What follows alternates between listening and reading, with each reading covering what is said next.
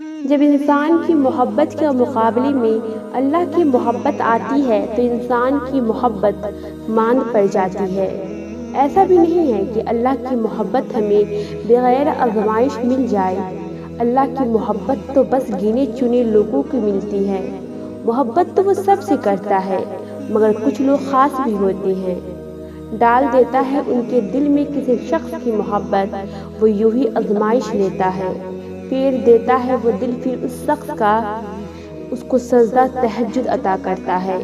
بھر دیتا ہے وہ دل میں اس قدر اس انسان کی محبت کو کہ پھر اسی محبت کے ذریعے اپنی طرف کھینچ لیتا ہے۔ ایک وقت ایسا بھی آتا ہے کہ ہم قرب کی انتہا پہ ہوتے ہیں، راتوں کو اٹھ کر اس انسان کو مانگتے ہیں، تب اتنا درد ہوتا ہے کہ دل قرب سے اللہ کو پکارتا ہے، تب اتنی شدت اختیار کر جاتی ہے کہ اس انسان کی محبت کی سجدوں کی شدت بھی بڑھ جاتی ہے، بس اسی کو مانگتی ہیں۔ یہی وہ لمحے ہوتے ہیں جن کے درمیان اللہ اس انسان کی محبت کی جگہ اپنی محبت ڈال دیتا ہے۔ ہم اپنی تمام شدتوں کے ساتھ اسے مانگتے ہیں۔ انہی لمحوں میں انسان اللہ کی محبت بھی محسوس کرنا شروع کر دیتا ہے۔ پھر ہماری ایک طرف وہ انسان کی محبت ہوتی ہے اور دوسری طرف اللہ کی محبت ہوتی ہے۔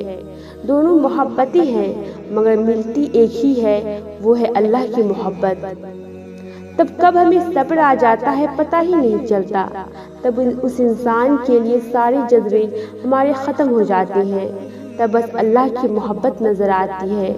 دل کو یقین ہو جاتا ہے کہ وہ جو کرتا ہے بہتر کرتا ہے۔ انہی لمحوں میں اللہ ہمیں اس آزمائش کا صلہ دینے کی تیاری میں ہوتے ہیں۔ ضروری نہیں ہے اسی وقت یا اگلے دن اجر مل جائے، اس کے لیے بھی عرصہ درکار ہوتا ہے۔